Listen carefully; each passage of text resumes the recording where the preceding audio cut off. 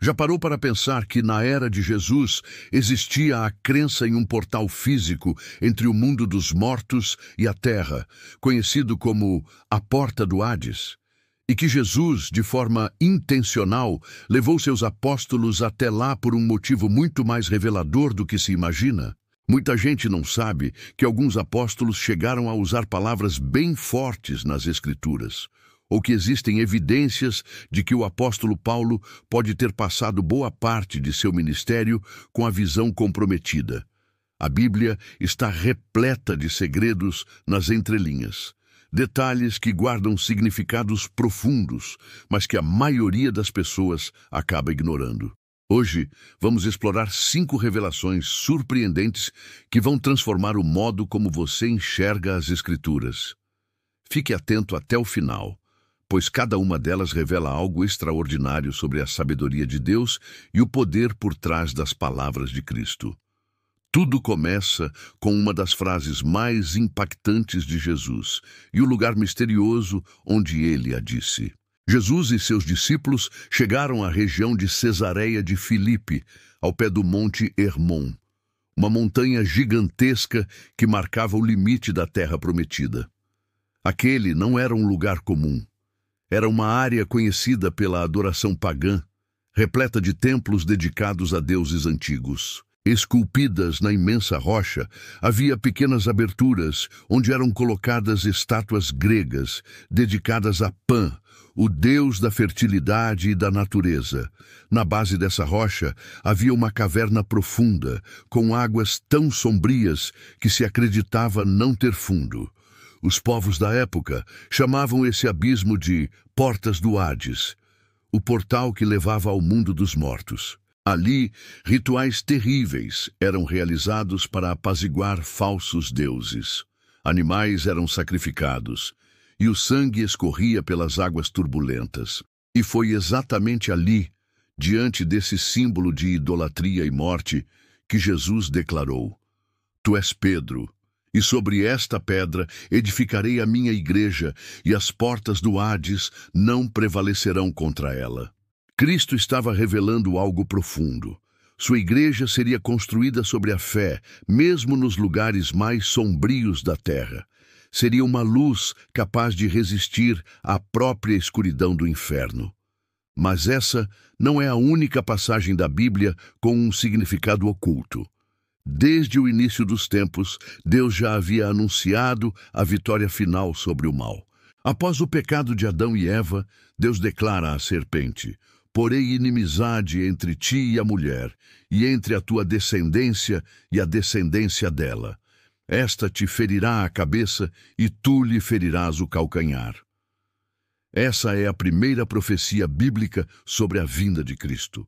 A palavra semente, usada para se referir à mulher, é algo extraordinário, pois normalmente a semente está ligada ao homem. Mas aqui ela aponta para o nascimento virginal de Jesus. Desde o Gênesis, Deus já revelava seu plano de salvação. Agora, imagine descobrir que até os apóstolos mais próximos de Jesus tiveram seus momentos de fraqueza. Pedro, conhecido por sua coragem e impulsividade, chegou a negar Cristo 3 vezes, e a Bíblia relata que, ao ser pressionado, ele chegou a amaldiçoar e jurar dizendo: Não conheço esse homem. Era o desespero falando, o medo de ser condenado junto com o Mestre. Mas mesmo assim, Jesus o perdoou e o tornou uma das colunas de sua igreja. Paulo, o apóstolo das nações, também não escapou de momentos de franqueza. Em Filipenses, ele descreve todas as suas conquistas e títulos religiosos e depois afirma: Considero tudo isso como lixo para ganhar a Cristo. Mas a palavra original, usada no texto, é muito mais forte do que lixo. No grego, skubala significa literalmente excremento, algo desprezível e sujo. Paulo quis dizer que tudo o que o mundo oferece é insignificante diante do valor de conhecer Jesus. E quando ele fala sobre o espinho na carne, um tormento que o acompanhava, muitos se perguntam: o que era isso? Alguns acreditam que Paulo carregava um problema de visão. Há indícios bíblicos disso. Ele escreve em letras grandes, usa escribas para redigir suas cartas e, certa vez, diante do sumo sacerdote, disse que não o reconheceu. Talvez após o encontro com Cristo no caminho de Damasco, algo em seus olhos tenha ficado comprometido, e esse seria o seu espinho, uma fraqueza que Deus transformou em força, pois o Senhor disse: "O meu poder se aperfeiçoa na fraqueza." E por fim, há uma das histórias mais comoventes do Evangelho: a ressurreição de Lázaro. Jesus esperou 4 dias antes de ir até o túmulo. Isso pode parecer um simples detalhe, mas para os judeus da época tinha um significado profundo. Eles acreditavam que o espírito de uma pessoa ficava próximo ao corpo por 3 dias após a morte, e só então partia definitivamente para o além. Ao ressuscitar Lázaro no 4º dia, Jesus estava mostrando algo extraordinário. Ele tem poder não apenas sobre a vida e a morte, mas também sobre o mundo espiritual. Chamando Lázaro de volta depois que a alma já havia partido, Jesus provou que nenhuma força, nem mesmo a morte, pode resistir à sua voz.